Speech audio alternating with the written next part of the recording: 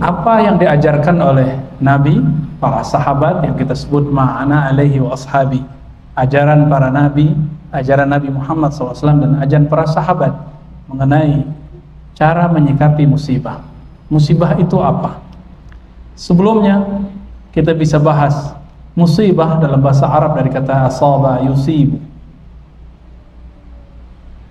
Asaba yusibu berarti menimpakan, mengenakan. Jadi ketika saya melempar sesuatu, maka lemparannya itu disebut musibah. Lalu orang yang kenanya disebut musabun. Orang yang terkena musibah. Orang-orang yang mengenakannya itu boleh disebut musib, ya. Tapi kenapa disebut dengan kalimat musibah? Dalam bahasa Arab, ketika ada satu yang negatif, biasanya digunakan kalimat yang berjenis feminin, yang kita sebut bahasa Arabnya muannas, kata yang berjenis perempuan, musibah, pakai ta, indikasinya negatif. Bapak saudara makan Allah, kata musibah di dalam Al-Quran muncul sekitar 10 lebih. Adapun dengan kalimat kata kerja asaba, yusibu, itu lebih dari itu.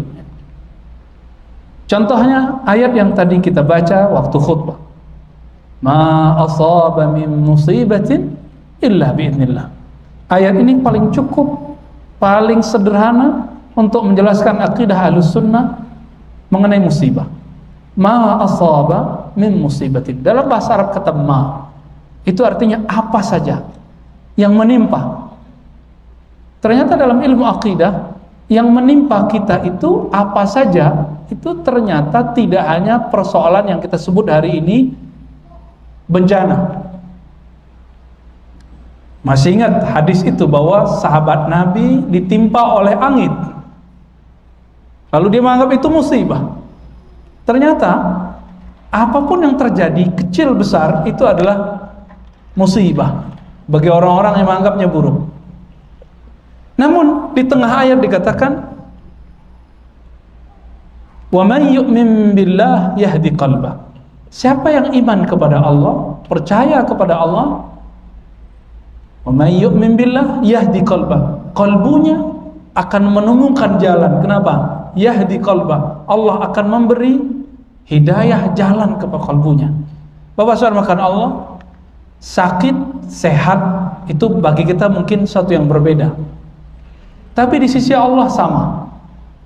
Orang sakit yang sabar, dia dapat pahala yang sama dengan orang yang tidak sakit lalu bersyukur. Karena ternyata musibah itu ada bermacam-macam. Maka kita bagi musibah itu dalam hadis Nabi dikaitkan dengan qadar, takdir. Ada yang disebut khairihi wa syarrihi. Ada yang baik, ada yang buruk. Namun ternyata kata baik dan buruk itu persepsi, adanya di sini. Persepsi. Sakit itu buruk menurut kita, benar nggak? Kita kalau kena penyakit buruk nggak? Di sini kalau ada yang dokter, lalu ada orang yang sehat terus, atau tidak ada orang yang sakit, bagi dia itu baik atau buruk? Gimana kira-kira? Dokter, ada dokter nih, tapi di kampung itu, di kota itu nggak ada orang sakit, berarti dia nggak punya kerjaan dong. Maka bagi dokter, bagi siapa lagi? Apoteker, bagi perawat. Ini ada perawat bersama kita ya, Bang Adi.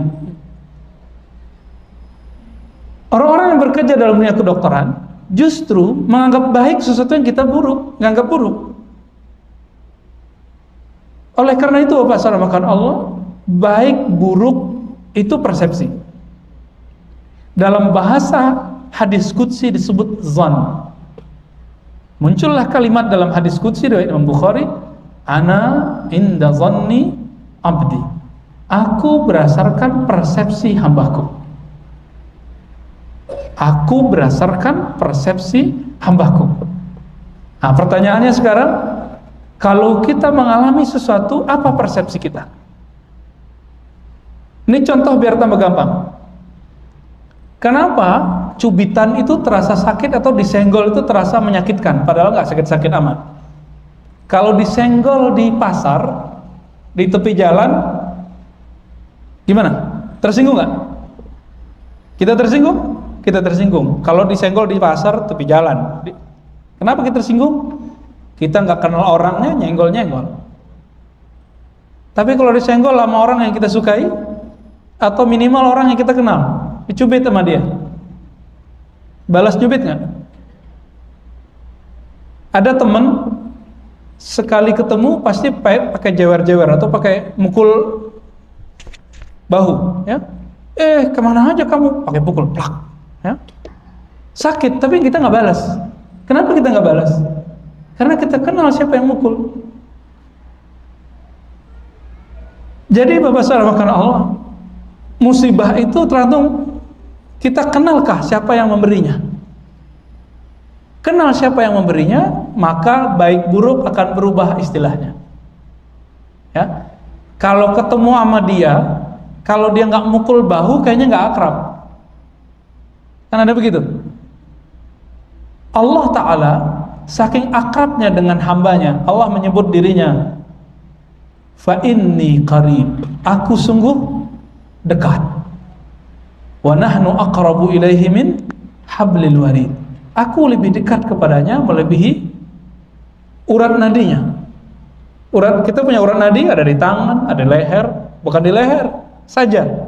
Karena kalau di leher doang nanti orang mau cari Tuhan di leher. Ya. Kita udah ada yang kejadian ya, bunuh diri, sembelih lehernya, katanya mau ketemu Tuhan, mau ketemu Allah. Nah. Maka kata musibah yang kita sebut baik dan buruk itu versi hamba.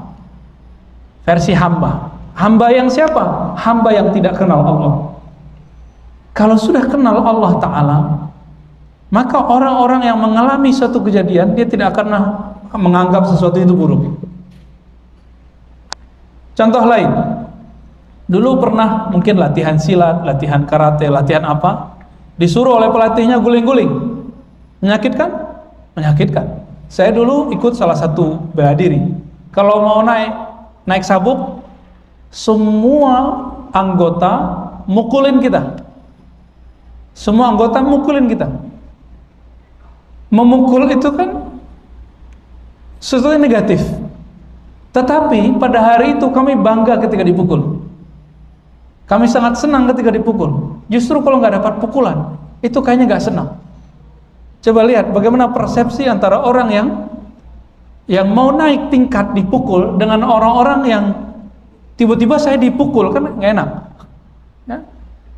Nah, maka hubungan kita dengan Allah itu hubungan musuhan, hubungan temanan, hubungan bos dengan anak buah, atau hubungan kekasih? Apa hubungan kita dengan Allah? Kalau hubungannya dengan Allah, Allah itu bos. Bos itu gimana? Rajin bekerja dapat tunjangan. Kebanyakan kita memandang Allah itu seperti bos. Kita budaknya. Sehingga yang terjadi adalah orang itu mengejar insentif yang dia dapat dari amalan. Maka hadis-hadis mengenai pahala jadi populer, padahal hadis mengenai bukan pahala itu lebih banyak. Nabi SAW untuk sahabat-sahabat yang masih baru-baru belajar Al-Quran, supaya semangat baca Quran, Nabi mengatakan setiap hurufnya ada 10 pahala. Jika kamu berwudu ada 50. Hadis riwayat Imam Tirmizi, hadisnya sahih. Tapi bagi sahabat-sahabat yang sudah levelnya senior seperti Ubay bin Ka'ab, tidak ada kalimat itu. Satu kali Nabi SAW meminta Ubay bin Ka'ab, "Hei Ubay, tunggu aku setelah sholat." Maka ditunggulah. Lalu apa yang Nabi lakukan? Ubay bin Ka'ab dipanggil, lalu ditalqinkan bacaan Al-Fatihah. Padahal Ubay sudah hafal surah Al-Fatihah. Kenapa diulang lagi Fatihahnya? Ternyata Fatihah yang pertama itu untuk sholat, Fatihah yang sekarang itu untuk keberkahan. Jadi walaupun kita ini sudah bagus baca Qur'annya, coba ulang lagi deh ngaji kepada ahlinya. Siapa tahu yang pertama itu baru mengenalkan huruf, sekarang baru menikmati huruf. Ternyata Ubay bin Ka'ab mendapatkan keberkahan setelah itu. Apa yang terjadi pada Ubay? Ubay bin Ka'ab radhiyallahu taala anhu pergi melakukan safar. Hadis sahih Bukhari dan Muslim. Pergi traveling bersama beberapa sahabat, di tengah jalan semua bekalnya habis. Dulu kan nggak ada Alfamart, Indomaret, ya, nggak ada minimarket, nggak ada warung, padang pasir. Tiba-tiba mereka sampai di suatu lembah yang di situ ada penduduk desa, ada orang-orang yang punya kekayaan, ada ketua desanya dan semuanya. Sampai Ubay bin Ka'ab ke sana dan beliau mengatakan, mengenalkan diri, kami sahabat Rasulullah, berharap agar dapat bantuan. Sesampai di sana Ubay mengatakan, tolong bantu kami, jamu kami dengan makanan. Nggak ada satupun yang menjamu. Kenapa? Itu Arab Badui, nggak educate. Mereka tidak terbiasa untuk melayani tamu yang nggak jelas. Walaupun dikatakan itu Rasulullah, tamu Rasulullah, sahabat Rasulullah Sallallahu Alaihi Wasallam. Akhirnya Ubay bin Ka'ab tidak mengeluh, sahabat-sahabat mengeluh. Beliau mengatakan, ayo kita lanjut jalan. Coba lihat bagaimana Ubay tidak menganggap penolakan itu sebagai musibah. Bagi dia, tidak mesti ditolak itu berarti gagal. Belum tentu.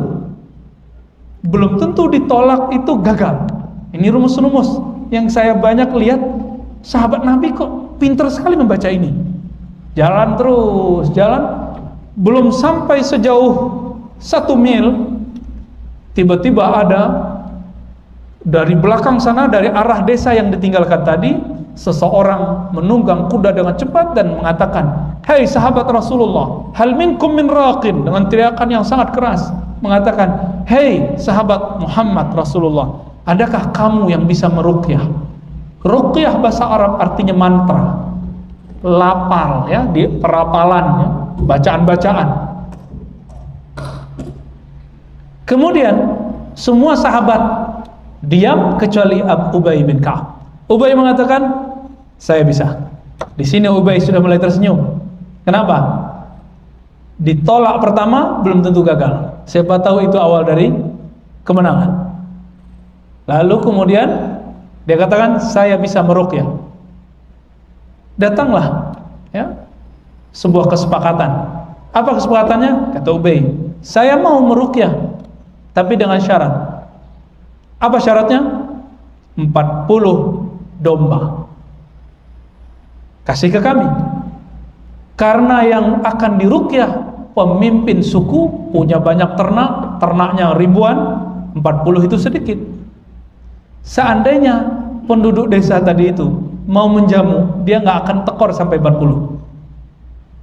Tapi sudah buat kesepakatan, ternyata ketua sukunya kena bisa binatang-binatang liar yang ada di padang Sahara. Sampai di desa tersebut, kembali lagi dia cuma baca Al-Fatihah 3 kali, lalu kemudian diludahin. Tuh.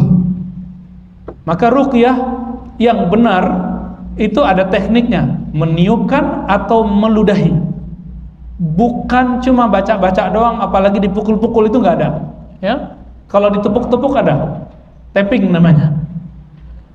Lalu apa yang terjadi? Di ludah pertama hilang sakitnya, ludah kedua hilang panasnya, ludah ketiga sembuh total. 3 kali dia meludah. Apa yang dibaca? Yang dibaca Fatihah dengan rasa, dengan cara yang Nabi ajarkan sebelum beliau berangkat itu, yaitu Al-Fatihah keberkahan. Sembuh total. Kok bisa sembuh? Ya ini sahabat Rasulullah. Sahabat Rasulullah. Akhirnya ketua desa membayar 40 onta, 40 domba. Langsung dimakan nggak sama Ubay? Enggak. Ubay kemudian bingung, ini halal nggak ya? Upah ruqyah halal nggak ya? Kemudian sampai ke Madinah, mereka tetap lapar. Sampai di Madinah bertanya, ya Rasulullah, bolehkah kami memakan upah dari memantra, meruqyah? Apa kata Nabi? Nabi nggak jawab pakai iya atau tidak. Mana dombamu? Sini kita makan bareng. Jadi ternyata jawaban itu nggak mesti iya atau tidak. Itu jawabannya artinya apa? Halal atau tidak? Halal, ya. Itu baru satu kisah.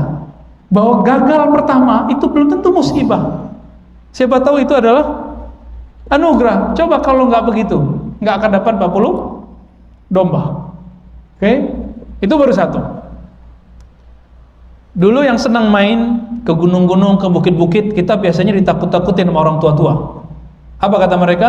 Hati-hati naik gunung, hati-hati naik bukit, nanti ada babi hutan. Disebutnya apa, Pak? Kan dia celeng gitu ya, kata orang Jawa ya. Celeng kan dia, babi, apalah namanya. Ditakut-takutin. Kalau di padang pasir yang ditakuti apa? Al-Asadu. Apa artinya? Al-Asad. Bukan Bashar Asad. Bashar Asad itu yang memimpin Suriah ya. Asad apa artinya? Singa. Kalau udah ketemu singa, itu orang Arab kafilah perjalanan kabur kemana-mana. Tapi uniknya sekarang yang bertemu Asad itu adalah mantan budak Rasulullah sallallahu alaihi wasallam. Mantan budak Rasulullah. Maka dia mengatakan, "Hei singa, ya Asad." Hei singa, ternyata singa itu bisa dipanggil. Jadi ketemu begitu enggak dianggapnya musibah. Wah, habis nih. Nyawa saya habis nih, hilang. Enggak, dia enggak berburuk sangka kepada Allah. Bagi dia, lillahi ma fis samawati wal ard. Bumi langit milik Allah. Dan saya temannya, muridnya, sahabatnya, budaknya, kekasih Allah.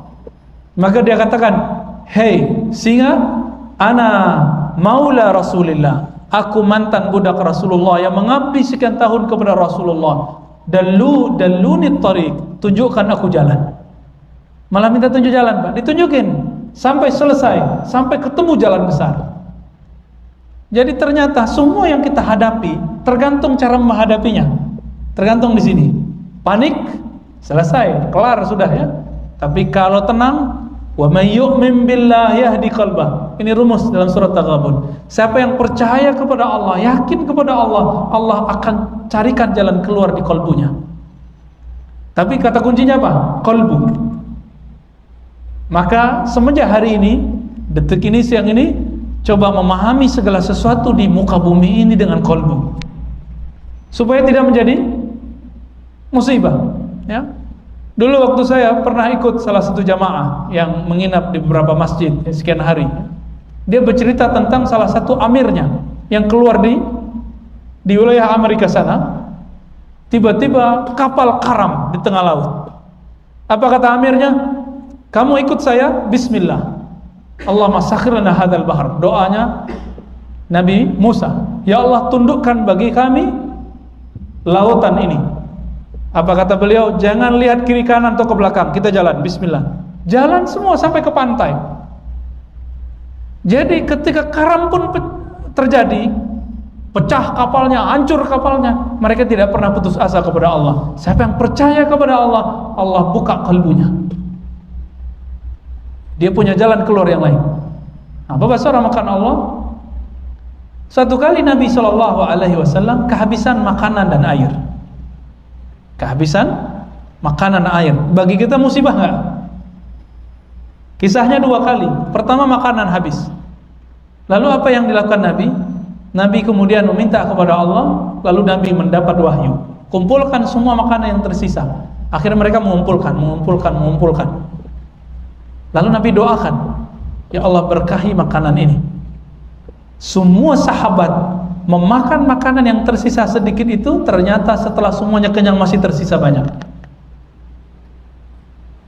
Berarti makanan banyak sedikit akan menjadi musibah kalau Allah tidak ada dalam persepsi kita. Lalu dalam kisah hadis Imam Bukhari yang lain, Nabi SAW kehabisan air. Untuk berwuduk tidak bisa, untuk minum tidak bisa. Apa yang Nabi lakukan? Ambil satu gayung air, taruh di belakang bawah tangannya. Nabi kemudian berdoa, ya Allah berkahi. Keluarlah air dari. Nah, ternyata suatu musibah yang terjadi, jika dipahami dengan kalbu, di situ akan muncul keajaiban-keajaiban dari Allah Ta'ala. Percaya atau tidak? Ya, maka ajaran Ahlus Sunnah memahami musibah, tidak ada yang dianggap buruk, semuanya dianggap baik. Namun ada sebuah hadis, ya, sebuah ayat malah, ya, dalam surah Taubah, surah Bara'ah, dalam sebutan tafsir disebutkan, am hasibtum an tutraku, apakah kamu mengira kamu dibiarkan mengatakan kamu beriman tetapi kamu belum terbukti di sisi Allah sebagai orang yang berjihad, berjuang di sisi Allah. Walamma ya'lamillah, Allah belum menyaksikan kamu sebagai orang yang jahadu, bermujahadah, berjuang di jalan Allah. Masih ingat persoalan imunisasi? Terlepas dari kita beda pendapat mazhab mengenai hukum secara fikih, apakah imunisasi boleh atau tidak? Cara kerja imunisasi bagaimana? Masukkan penyakit ke dalam tubuh, benar gak? Supaya nanti antibodinya bekerja melawan. Dan ternyata cara paling mudah untuk menjelaskan musibah itu adalah teori itu. Setiap kali terjadi musibah, baik itu musibah fisik, musibah non fisik, musibah pemikiran, bahkan musibah maksiat. Ada orang mengeluhkan kepada saya, Ustadz, kenapa saya nggak bisa nangis kalau sholat? Itu musibah itu, nggak bisa khusyuk, tidak bisa menikmati kalau ibadah. Apa yang terjadi pada saya? Hati saya sudah dikutuk oleh Allah atau bagaimana? Padahal saya sudah tahajud, disebutin semua amalnya. Saya sudah tahajud, zikir pagi sore, kajian setiap hari ada. Kalau saya nggak sempat, saya nonton. Semuanya dia sudah jaga. Tapi kenapa rasa itu belum kunjung datang? Mulai ternyata saya usut orang ini merasa karena dia sudah banyak ibadah, sudah banyak kajian, sudah punya daftar kajian ustadz, merasa dirinya orang paling suci dan soleh di tempat itu. Maka yang terjadi pada dia apa setelah itu? Saya katakan tunggu aja, nanti ada ketemu suatu takdir yang terjadi padamu, kamu akan menjadi orang yang gampang nangis, gampang mewek gitu, gampang nangis. Tiba-tiba dia datang di hari keberapa dan mengatakan, Ustadz, gak bisa bicara, ya. Ternyata dia habis maksiat. Orang yang selama ini jaga, tapi maksiat dia apa? Maksiat dia, ternyata bagi dia maksiat itu gak mesti berbuat nakal. Bagi dia maksiat itu, durhaka itu, kalau subuh gak jamaah. Jadi dia sudah sekian tahun selalu subuh berjamaah. Tapi pagi ini Allah bikin dia tidur. Biasanya pulang subuh ngelihat rumah kiri kanan samping, itu munafik, itu munafik. Kenapa? Nggak subuh berjamaah. Sekarang dikasih musibah tidur. Dia tertidur, bangun jam 6 udah syuruk. Biasanya merasa suci situ, kemudian dia tahu, ya Rob, jika engkau tidak bangunkan aku tidak bisa. Maka sekarang setiap kali dia telat sholat jamaah dia nangis. Bagi dia itu musibah. Ada orang yang nggak pakai gitu. Musibah dia bagaimana? Betul-betul maksiat hakiki. Ketika dia terjebak dengan pergaulan bebas, atau minuman keras, atau narkoba, orang ini selama ini suci bersih, tahu-tahu terjebak sekali saja. Setiap kali dia istighfar dia selalu nangis. Padahal selama bertahun-tahun tidak pernah nangis. Kenapa tidak pernah nangis? Merasa suci. Sekali Allah takdirkan dia bermaksiat, maksiat itu menghantuinya setiap hari, setiap saat. Akhirnya dia mengatakan, ya Rob, ya Rob. Ternyata itu maksiat itu musibah, bikin dia bisa kalbunya lembut. Sekarang orang itu nggak pernah merasa sok suci lagi, nggak pernah merasa suci lagi. Ketemu ada orang mojok berdua, dia bilang, ya Allah, aku tidak sanggup menegurnya, tolong kasih hidayah mereka. Nggak ada kebencian. Ketemu ada orang beda faham, ya Allah, aku beda faham sama dia. Jika dia benar, tolong tunjukkan aku memahami isi pikiran dia. Jika aku benar, tolong lapangkan dada dan pikirannya. Nggak ada kebencian. Orang-orang ini sudah mengenal Allah Ta'ala. Ini yang Nabi katakan, ajaban li amril mu'min. Sungguh ajaib orang-orang beriman. Kenapa? Setiap apapun yang terjadi dia pandang itu skenario dari Allah Ta'ala. Saya sering bertanya kepada jamaah, kalau yang cubit kamu orang tidak kenal, kamu balas. Tapi kalau pasanganmu yang mencubit kamu balas bukan pakai cubitan, tapi pakai bibir, ya, pakai sayang. Jika yang mukul anak, kita balas memeluk. Tapi kalau yang mukul bukan anak, kita bentak, ya. Kamu siapa? Bapakmu siapa? Kita bentak. Seperti sahabat tadi diterpa oleh angin, dia tidak mengenal angin itu ternyata diurus oleh Allah. Angin pun dia bentak, apalagi kalau dia kena sama anak-anak, kena sama orang lain, mungkin semuanya dikutuk sama dia. Bapak saudara makan Allah, inilah akidah Ahlus Sunnah. Akidah Ahlus Sunnah memandang semua terjadi biiznillah, semua dengan izin Allah. Tapi bedakan, izin itu berbeda dengan ridho. Yang menciptakan kekufuran Allah, yang menciptakan iblis Allah, yang menciptakan Adam Allah, yang menciptakan malaikat Allah. Tapi Allah ridhoi Nabi Adam, Allah sayang kepada malaikat, tapi tidak ridho kepada iblis. Allah izin kepada iblis, izin, tapi tidak ridho. Inilah perbedaan akidah Ahlus Sunnah dengan aliran yang disebut dulu Qadariyah. Qadariyah ini menolak takdir. Kata mereka, Allah pasti hanya berkehendak yang baik-baik, yang buruk itu buatan setan. Berarti ada dua pencipta. Satu pencipta kebaikan bernama Allah, pencipta keburukan bernama iblis atau setan.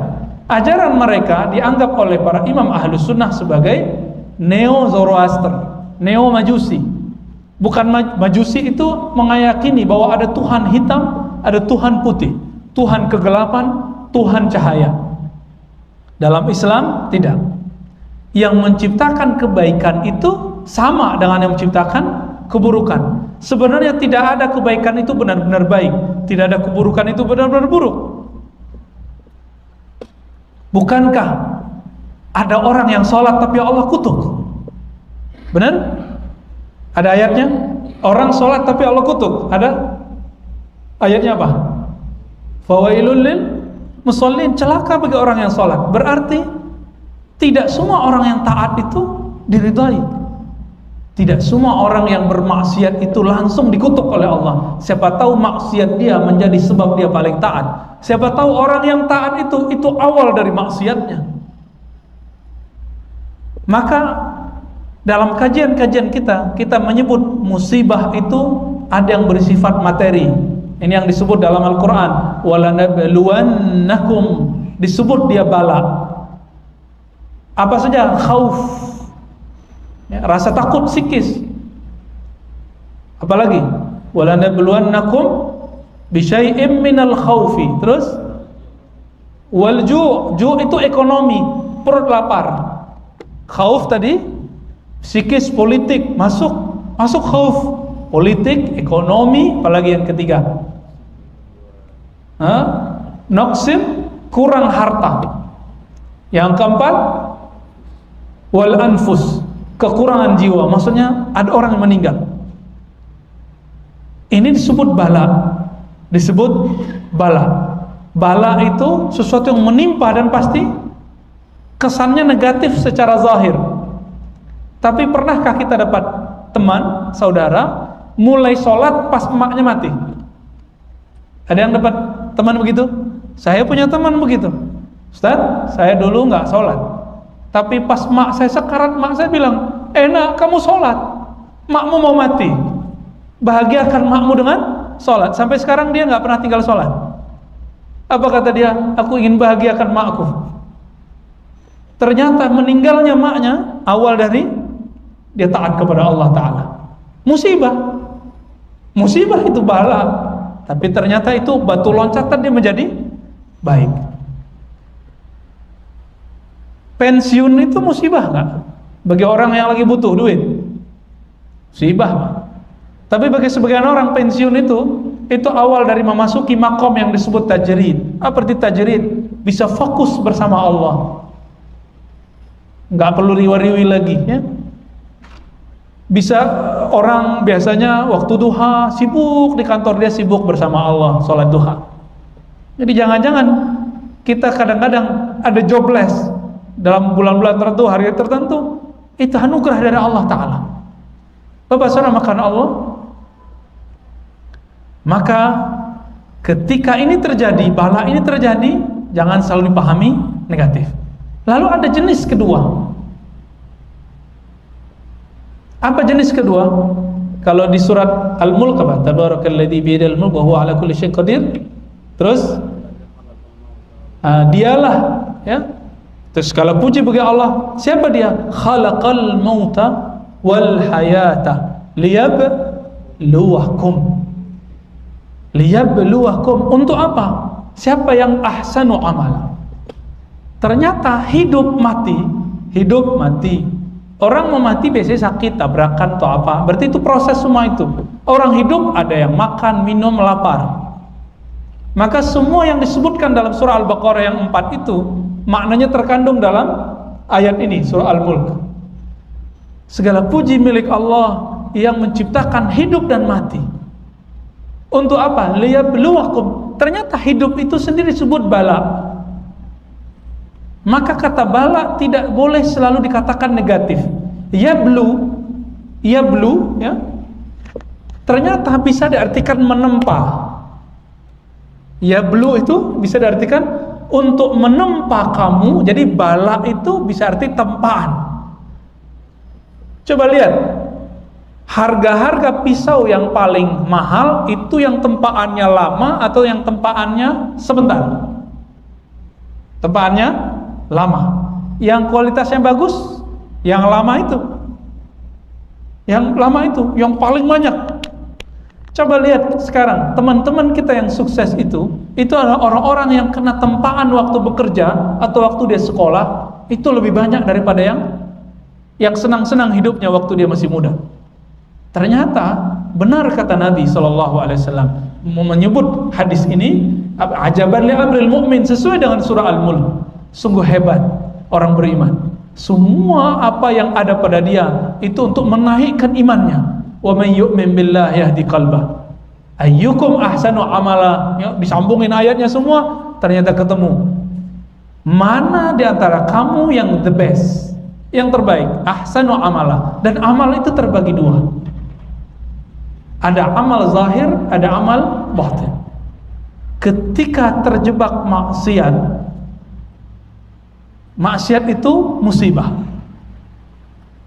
Kita mengatakan dia sudahlah, hancur sekalian, berarti dia masuk ke orang yang putus asa, khauf, masuk ke khauf.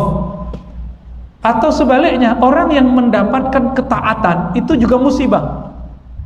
Nanti orang puji dia, wah soleh sekali kau ya, kita pakai gamis, waduh kayak Nabi Muhammad bener ya.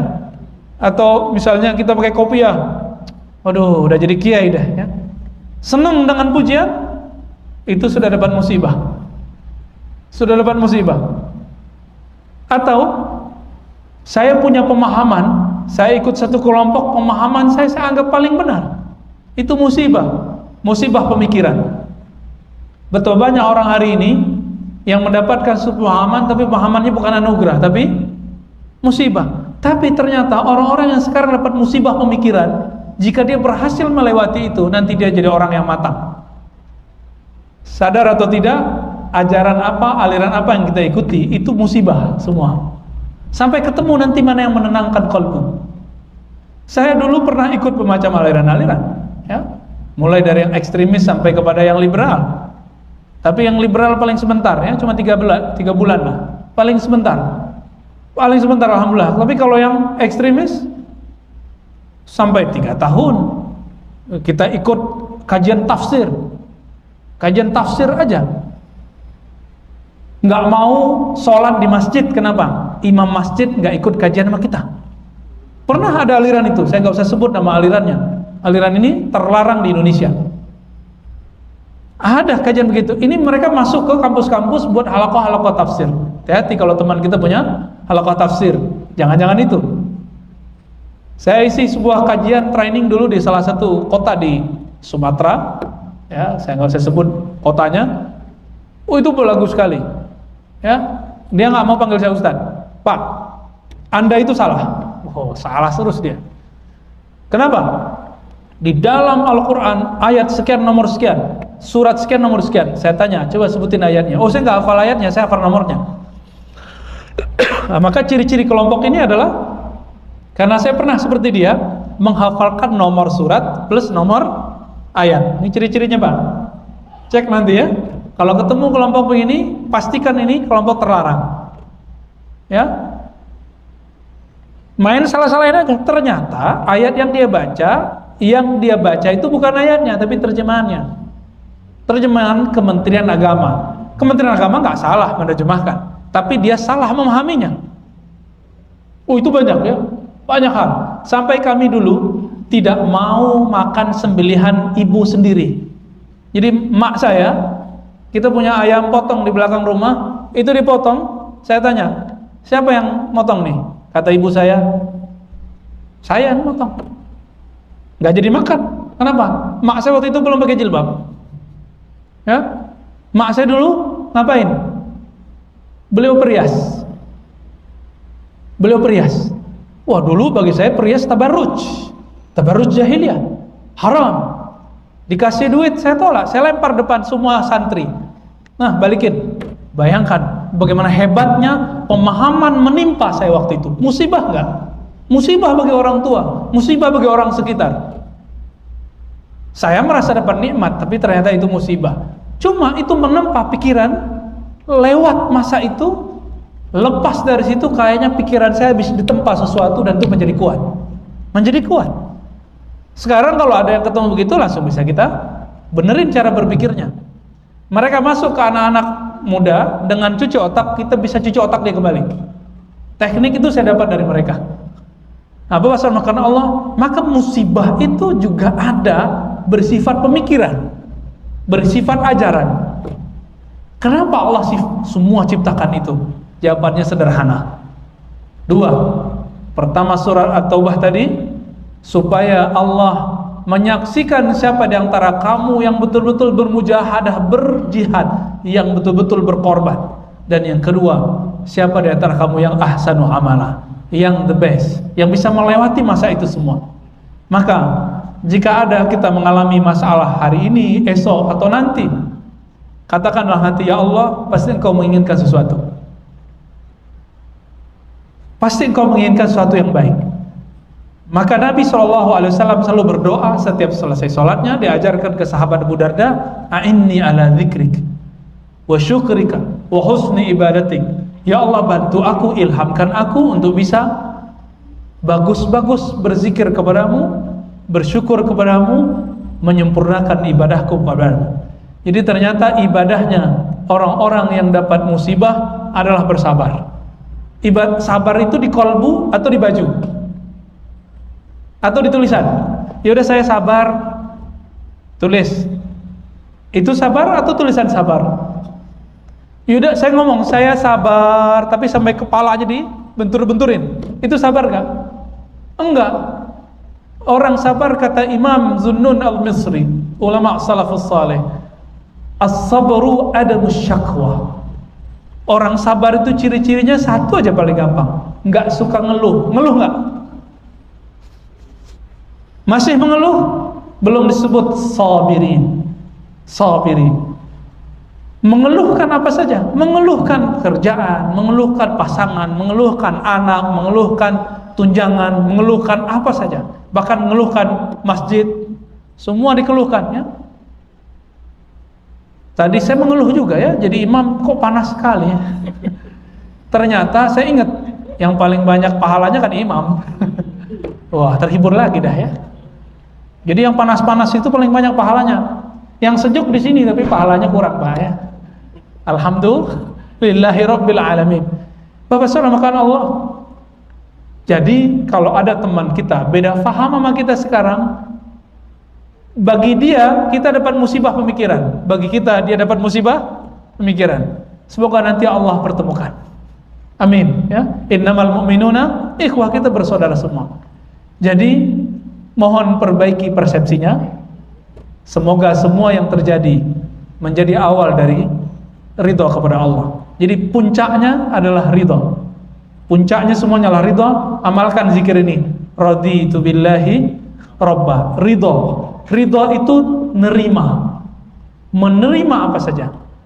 Kalau anak kecil biasa dikasih 20.000 setiap hari, udah setahun dia sekolah, bulan depan kasih dia 15.000, ngeluh nggak? Ngeluh? Pertanyaan ini saya tanyakan beberapa bulan yang lalu. Tapi ada anak yang nggak pernah kita kasih 20.000, terus sekarang kita kasih 5.000 tepi jalan, anak-anak seneng nggak dia? Senengnya bukan main. Kenapa? Dapat 5.000 sesekali. Jika ingin anak kita menjadi anak-anak yang mengerti takdir, mengerti musibah, sesekali sulitkan hidupnya. Sulitkan hidupnya. Maka terpah dia dengan perasaan itu, terpah dia dengan kekurangan. Karena orang tua yang mengajarkan anaknya hidup sederhana, hidup miskin, anaknya akan siap jadi orang kaya. Orang tua yang selalu memberi fasilitas anaknya, siap-siap anaknya nanti kena musibah kemiskinan. Makanya Nabi ini penutup hadis saya mengatakan, lal faqra akhsha alaikum. Bukan kefakiran, kesusahan hidup yang aku takuti. Siapapun presidennya nanti, nggak usah takut masalah kemiskinan. Pasti makannya tetap 3 kali sehari. Masalahnya suka ngeluh atau tidak? Ya, setiap kali saya naik travel itu semua sopir tuh ngomong apa? Ah bang, hidup ini susah, pahit gitu. Tapi saya tanya, kamu makannya berapa kali setiap hari? 3 kali. Ngerokoknya nggak tanggung-tanggung. Tahu sendiri sopir. Ngerokoknya Masya Allah. Rokok, kita hitung-hitung kalkulasikan. Kalau dia nggak ngerokok, dia akan bisa beli buku, atau dia bisa beli makan, atau mungkin bisa jalan-jalan ke luar negeri. Nggak memahami. Yang disalahkan selalu orang lain. Nyalahkan tetangga lah, nyalahin atasan lah, nyalahin pemerintah lah, semuanya disalahin. Jadi orang-orang begini kita sebut dia al-ayisuna ar-rahmatillah, orang-orang yang putus asa dari rahmat Allah. Semuanya salah. Ciri-ciri orang yang belum dewasa selalu nyalahkan orang lain. Apa yang diajarkan oleh Nabi, para sahabat yang kita sebut ma'ana alaihi wa ashabi, ajaran para nabi, ajaran Nabi Muhammad SAW dan ajaran para sahabat mengenai cara menyikapi musibah. Musibah itu apa? Sebelumnya kita bisa bahas musibah dalam bahasa Arab dari kata asaba yusibu. Asaba yusibu berarti menimpakan, mengenakan. Jadi ketika saya melempar sesuatu, maka lemparannya itu disebut musibah. Lalu orang yang kenanya disebut musabun. Orang yang terkena musibah. Orang-orang yang mengenakannya itu boleh disebut musib, ya. Tapi kenapa disebut dengan kalimat musibah? Dalam bahasa Arab, ketika ada satu yang negatif, biasanya digunakan kalimat yang berjenis feminin, yang kita sebut bahasa Arabnya muannas, kata yang berjenis perempuan. Musibah pakai ta, indikasinya negatif. Bapak saudara makan Allah, kata musibah di dalam Al-Quran muncul sekitar 10 lebih. Adapun dengan kalimat kata kerja asaba, yusibu, itu lebih dari itu. Contohnya ayat yang tadi kita baca waktu khutbah, ma asaba min musibatin illa bi'idnillah. Ayat ini paling cukup, paling sederhana untuk menjelaskan akidah Ahlussunnah mengenai musibah. Ma asaba min musibatin. Dalam bahasa Arab kata ma itu artinya apa saja yang menimpa. Ternyata dalam ilmu akidah yang menimpa kita itu apa saja, itu ternyata tidak hanya persoalan yang kita sebut hari ini bencana. Masih ingat hadis itu bahwa sahabat Nabi ditimpa oleh angin, lalu dia menganggap itu musibah. Ternyata apapun yang terjadi, kecil besar, itu adalah musibah. bagi orang-orang yang menganggapnya buruk. Namun di tengah ayat dikatakan, wa man yu'min billah yahdi qalbah. Siapa yang iman kepada Allah, percaya kepada Allah, wa man yu'min billah yahdi qalbah, kalbunya akan menemukan jalan. Kenapa? Yahdi qalbah, Allah akan memberi hidayah jalan kepada kalbunya. Bapak Saudara makan Allah, sakit, sehat itu bagi kita mungkin satu yang berbeda. Tapi di sisi Allah sama. Orang sakit yang sabar, dia dapat pahala yang sama dengan orang yang tidak sakit lalu bersyukur. Karena ternyata musibah itu ada bermacam-macam. Maka kita bagi musibah itu dalam hadis Nabi dikaitkan dengan qadar, takdir. Ada yang disebut khairihi wa syarrihi. Ada yang baik, ada yang buruk. Namun ternyata kata baik dan buruk itu persepsi, adanya di sini. Persepsi. Sakit itu buruk menurut kita, benar nggak? Kita kalau kena penyakit buruk nggak? Di sini kalau ada yang dokter, lalu ada orang yang sehat terus, atau tidak ada orang yang sakit, bagi dia itu baik atau buruk? Gimana kira-kira? Dokter, ada dokter nih, tapi di kampung itu, di kota itu nggak ada orang sakit, berarti dia nggak punya kerjaan dong. Maka bagi dokter, bagi siapa lagi? Apoteker, bagi perawat. Ini ada perawat bersama kita ya, Bang Adi. Orang-orang yang bekerja dalam dunia kedokteran justru menganggap baik sesuatu yang kita buruk, menganggap buruk. Oleh karena itu Bapak Saudara makan Allah, baik buruk itu persepsi. Dalam bahasa hadis qudsi disebut zan. Muncullah kalimat dalam hadis qudsi riwayat Imam Bukhari, ana inda zanni abdi.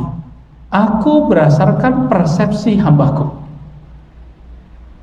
Aku berdasarkan persepsi hambaku. Nah, pertanyaannya sekarang, kalau kita mengalami sesuatu, apa persepsi kita? Ini contoh biar tambah gampang. Kenapa cubitan itu terasa sakit atau disenggol itu terasa menyakitkan, padahal nggak sakit-sakit amat? Kalau disenggol di pasar, di tepi jalan, gimana? Tersinggung nggak? Kita tersinggung? Kita tersinggung. Kalau disenggol di pasar, tepi jalan, kenapa kita tersinggung? Kita nggak kenal orangnya, nyenggol-nyenggol. Tapi kalau disenggol sama orang yang kita sukai, atau minimal orang yang kita kenal, dicubit sama dia, balas cubit nggak? Ada temen sekali ketemu pasti pakai jewer-jewer atau pakai mukul bahu, ya? Kemana aja kamu? Pakai pukul, plak, ya? Sakit, tapi kita nggak balas. Kenapa kita nggak balas? Karena kita kenal siapa yang mukul. Jadi Bapak Saudara makan Allah, musibah itu tergantung kita kenalkah siapa yang memberinya. Kenal siapa yang memberinya, maka baik buruk akan berubah istilahnya. Ya, kalau ketemu sama dia, kalau dia nggak mukul bahu, kayaknya nggak akrab. Kan ada begitu. Allah Ta'ala saking akrabnya dengan hambanya, Allah menyebut dirinya, fa inni qarib, aku sungguh dekat. Wa nahnu aqrabu ilaihi min hablil warid, aku lebih dekat kepadanya melebihi urat nadinya. Urat, kita punya urat nadi ada di tangan, ada di leher, bukan di leher saja. Karena kalau di leher doang nanti orang mau cari Tuhan di leher, ya. Kita udah ada yang kejadian ya, bunuh diri, sembelih lehernya, katanya mau ketemu Tuhan, mau ketemu Allah. Nah, maka kata musibah yang kita sebut baik dan buruk itu versi hamba. Versi hamba. Hamba yang siapa? Hamba yang tidak kenal Allah. Kalau sudah kenal Allah Ta'ala, maka orang-orang yang mengalami suatu kejadian, dia tidak akan menganggap sesuatu itu buruk. Contoh lain, Dulu pernah mungkin latihan silat, latihan karate, latihan apa, disuruh oleh pelatihnya guling-guling. Menyakitkan? Menyakitkan. Saya dulu ikut salah satu bela diri. Kalau mau naik sabuk, semua anggota mukulin kita. Semua anggota mukulin kita. Memukul itu kan sesuatu yang negatif. Tetapi pada hari itu kami bangga ketika dipukul. Kami sangat senang ketika dipukul. Justru kalau nggak dapat pukulan, itu kayaknya nggak senang. Coba lihat bagaimana persepsi antara orang yang mau naik tingkat dipukul dengan orang-orang yang tiba-tiba saya dipukul, kan nggak enak. Ya? Nah, maka hubungan kita dengan Allah itu hubungan musuhan, hubungan temanan, hubungan bos dengan anak buah, atau hubungan kekasih. Apa hubungan kita dengan Allah? Kalau hubungannya dengan Allah, Allah itu bos. Bos itu gimana? Rajin bekerja dapat tunjangan. Kebanyakan kita memandang Allah itu seperti bos. Kita budaknya. Sehingga yang terjadi adalah orang itu mengejar insentif yang dia dapat dari amalan. Maka hadis-hadis mengenai pahala jadi populer. Padahal hadis mengenai bukan pahala itu lebih banyak. Nabi SAW untuk sahabat-sahabat yang masih baru-baru belajar Al-Quran, supaya semangat baca Quran, Nabi mengatakan setiap hurufnya ada 10 pahala. Jika kamu berwudu ada 50. Hadis riwayat Imam Tirmizi, hadisnya sahih. Tapi bagi sahabat-sahabat yang sudah levelnya senior seperti Ubay bin Ka'ab, tidak ada kalimat itu. Satu kali Nabi SAW meminta Ubay bin Ka'ab, "Hei Ubay, tunggu aku setelah sholat." Maka ditunggulah. Lalu apa yang Nabi lakukan? Ubay bin Ka'ab dipanggil, lalu ditalqinkan bacaan Al-Fatihah. Padahal Ubay sudah hafal surah Al-Fatihah.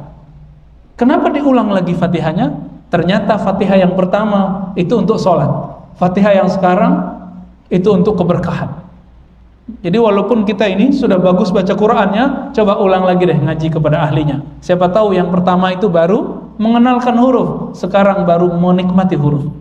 Ternyata Ubay bin Ka'ab mendapatkan keberkahan setelah itu. Apa yang terjadi pada Ubay? Ubay bin Ka'ab radhiyallahu ta'ala anhu pergi melakukan safar. Hadis sahih Bukhari dan Muslim. Pergi traveling bersama beberapa sahabat. Di tengah jalan semua bekalnya habis.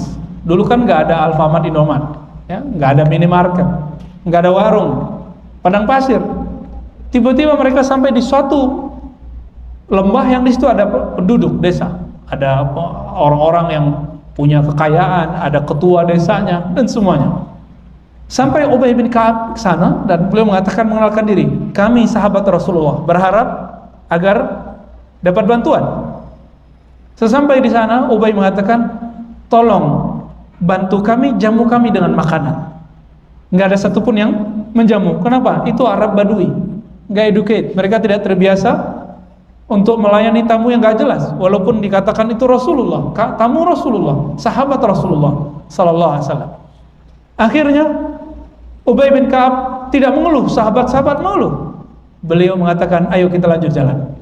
Coba lihat bagaimana Ubay tidak menganggap penolakan itu sebagai musibah. Bagi dia, tidak mesti ditolak itu berarti gagal. Belum tentu.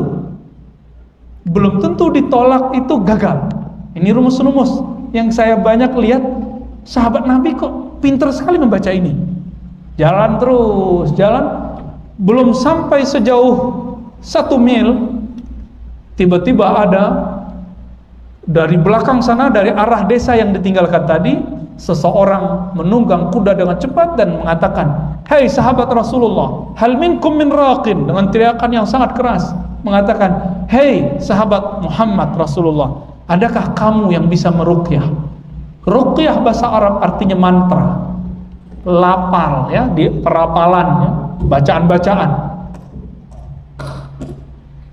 Kemudian semua sahabat diam kecuali Ubay bin Ka'ab. Ubay mengatakan, saya bisa. Di sini Ubay sudah mulai tersenyum. Kenapa? Ditolak pertama belum tentu gagal. Siapa tahu itu awal dari kemenangan. Lalu kemudian Dia katakan, saya bisa meruqyah. Datanglah, ya, sebuah kesepakatan. Apa kesepakatannya? Kata Ubay, saya mau meruqyah, tapi dengan syarat. Apa syaratnya? 40 domba. Kasih ke kami. Karena yang akan diruqyah pemimpin suku, punya banyak ternak, ternaknya ribuan, 40 itu sedikit. Seandainya penduduk desa tadi itu mau menjamu, dia nggak akan tekor sampai 40. Tapi sudah buat kesepakatan, ternyata ketua sukunya kena bisa binatang-binatang liar yang ada di padang Sahara. Sampai di desa tersebut, kembali lagi dia cuma baca Al-Fatihah 3 kali, lalu kemudian diludahin. Tuh. Maka ruqyah yang benar itu ada tekniknya, meniupkan atau meludahi. Bukan cuma baca-baca doang, apalagi dipukul-pukul, itu nggak ada. Ya, kalau ditepuk-tepuk ada, tapping namanya. Lalu apa yang terjadi? Di ludah pertama hilang sakitnya, ludah kedua hilang panasnya, ludah ketiga sembuh total. 3 kali dia meludah. Apa yang dibaca? Yang dibaca Fatihah dengan rasa, dengan cara yang Nabi ajarkan sebelum beliau berangkat itu, yaitu Al-Fatihah keberkahan. Sembuh total. Kok bisa sembuh? Ya, ini sahabat Rasulullah. Ya, sahabat Rasulullah. Akhirnya ketua desa membayar 40 onta, 40 domba. Langsung dimakan nggak sama Ubay? Enggak. Ubay kemudian bingung, ini halal nggak ya? Upah ruqyah halal nggak ya? Kemudian sampai ke Madinah, mereka tetap lapar. Sampai di Madinah bertanya, ya Rasulullah, bolehkah kami memakan upah dari memantra, meruqyah? Apa kata Nabi? Nabi nggak jawab pakai iya atau tidak. Mana dombamu? Sini kita makan bareng. Jadi ternyata jawaban itu nggak mesti iya atau tidak. Itu jawabannya artinya apa? Halal atau tidak? Halal, ya. Itu baru satu kisah. Bahwa gagal pertama itu belum tentu musibah. Siapa tahu itu adalah anugerah. Coba kalau nggak begitu, nggak akan dapat 40 domba. Oke? Itu baru satu. Dulu yang senang main ke gunung-gunung, ke bukit-bukit, kita biasanya ditakut-takutin sama orang tua-tua. Apa kata mereka? Hati-hati naik gunung, hati-hati naik bukit, nanti ada babi hutan. Disebutnya apa, Pak? Kan dia celeng gitu ya, kata orang Jawa ya. Celeng kan dia, babi, apalah namanya. Ditakut-takutin. Kalau di padang pasir yang ditakuti apa? Al-Asadu. Apa artinya? Al-Asad. Bukan Bashar Asad. Bashar Asad itu yang memimpin Suriah ya. Asad apa artinya? Singa. Kalau udah ketemu singa, itu orang Arab kafilah perjalanan kabur kemana-mana. Tapi uniknya sekarang yang bertemu Asad itu adalah mantan budak Rasulullah sallallahu alaihi wasallam. Mantan budak Rasulullah. Maka dia mengatakan, "Hei singa, ya Asad." Hei singa, ternyata singa itu bisa dipanggil. Jadi ketemu begitu nggak dianggapnya musibah. Wah, habis nih, nyawa saya habis nih, hilang. Enggak, dia nggak berburuk sangka kepada Allah. Bagi dia, lillahi ma fis samawati wal ard. Bumi langit milik Allah, dan saya temannya, muridnya, sahabatnya, budaknya, kekasih Allah. Maka dia katakan, hei singa, ana maula Rasulillah. Aku mantan budak Rasulullah yang mengabdi sekian tahun kepada Rasulullah. Dalluni tariq, tunjukkan aku jalan. Malah minta tunjuk jalan, Pak. Ditunjukin sampai selesai, sampai ketemu jalan besar. Jadi ternyata semua yang kita hadapi tergantung cara menghadapinya. Tergantung di sini. Panik, selesai, kelar sudah ya. Tapi kalau tenang, wa may yu'min billahi yahdi qalbah. Ini rumus dalam surat Taghabun. Siapa yang percaya kepada Allah, yakin kepada Allah, Allah akan carikan jalan keluar di kalbunya. Tapi kata kuncinya apa? Qalbu. Maka semenjak hari ini, detik ini, siang ini, coba memahami segala sesuatu di muka bumi ini dengan qalbu, supaya tidak menjadi musibah. Ya, dulu waktu saya pernah ikut salah satu jamaah yang menginap di beberapa masjid sekian hari. Dia bercerita tentang salah satu amirnya yang keluar di wilayah Amerika sana. Tiba-tiba kapal karam di tengah laut. Apa kata amirnya? Kamu ikut saya, bismillah. Allahumma sakhir lana hadzal bahr. Doanya Nabi Musa, ya Allah tundukkan bagi kami lautan ini. Apa kata beliau? Jangan lihat kiri kanan atau ke belakang, kita jalan, bismillah. Jalan semua sampai ke pantai. Jadi ketika karam pun terjadi, pecah kapalnya, hancur kapalnya, mereka tidak pernah putus asa kepada Allah. Siapa yang percaya kepada Allah, Allah buka kalbunya. Dia punya jalan keluar yang lain. Apa bahasa orang makan Allah? Satu kali Nabi SAW kehabisan makanan dan air. Kehabisan makanan dan air. Bagi kita musibah nggak? Kisahnya dua kali. Pertama makanan habis. Lalu apa yang dilakukan Nabi? Nabi kemudian meminta kepada Allah. Lalu Nabi mendapat wahyu. Kumpulkan semua makanan yang tersisa. Akhirnya mereka mengumpulkan. Lalu Nabi doakan, ya Allah berkahi makanan ini. Semua sahabat memakan makanan yang tersisa sedikit itu, ternyata setelah semuanya kenyang masih tersisa banyak. Berarti makanan banyak sedikit akan menjadi musibah kalau Allah tidak ada dalam persepsi kita.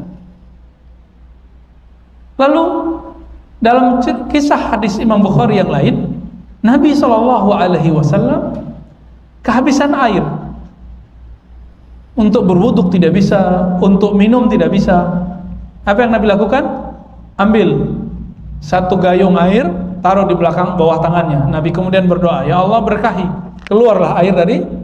Nah, ternyata suatu musibah yang terjadi jika dipahami dengan kalbu, di situ akan muncul keajaiban-keajaiban dari Allah Ta'ala. Percaya atau tidak? Ya, maka ajaran Ahlus Sunnah memahami musibah, tidak ada yang dianggap buruk, semuanya dianggap baik. Namun ada sebuah hadis, ya, sebuah ayat malah, ya, dalam surah Taubah, surah Bara'ah, dalam sebutan tafsir disebutkan, am hasibtum an tutraku.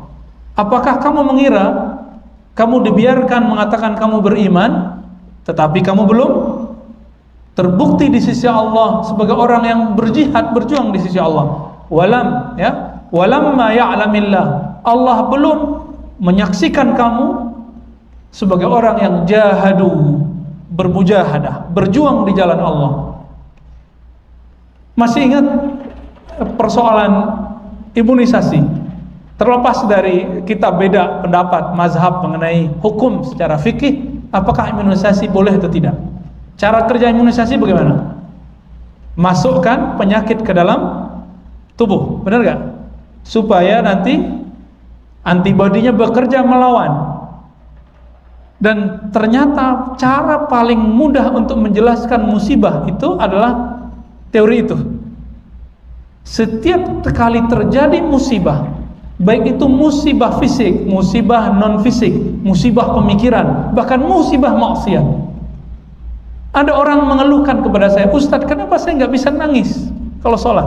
Itu musibah itu, nggak bisa khusyuk, tidak bisa menikmati kalau ibadah. Apa yang terjadi pada saya? Hati saya sudah dikutuk oleh Allah atau bagaimana? Padahal saya sudah tahajud, disebutin semua amalnya. Saya sudah tahajud, zikir pagi sore, kajian setiap hari ada. Kalau saya nggak sempat, saya nonton. Semuanya dia sudah jaga. Tapi kenapa rasa itu belum kunjung datang? Mulai ternyata saya usut orang ini merasa karena dia sudah banyak ibadah, sudah banyak kajian, sudah punya daftar kajian ustadz, merasa dirinya orang paling suci dan soleh di tempat itu. Maka yang terjadi pada dia apa setelah itu? Saya katakan tunggu aja, nanti ada ketemu suatu takdir yang terjadi padamu, kamu akan menjadi orang yang gampang nangis, gampang mewek gitu, gampang nangis. Tiba-tiba dia datang di hari keberapa dan mengatakan, Ustaz, gak bisa bicara ya. Ternyata dia habis maksiat. Orang yang selama ini jaga, tapi maksiat dia apa? Maksiat dia, ternyata bagi dia maksiat itu gak mesti berbuat nakal. Bagi dia maksiat itu, durhaka itu, kalau subuh gak jamaah. Jadi dia sudah sekian tahun selalu subuh berjamaah. Tapi pagi ini Allah bikin dia tidur. Biasanya pulang subuh ngelihat rumah kiri kanan samping, itu munafik, itu munafik, munafik, munafik. Kenapa? Gak subuh berjamaah. Sekarang dikasih musibah tidur. Dia tertidur, bangun jam 6, udah syuruk. Biasanya merasa suci, situ kemudian dia tahu, ya Rob, jika engkau tidak bangunkan aku tidak bisa. Maka sekarang setiap kali dia telat sholat jamaah, dia nangis. Bagi dia itu musibah. Ada orang yang gak pakai gitu. Musibah dia bagaimana? Betul-betul maksiat hakiki.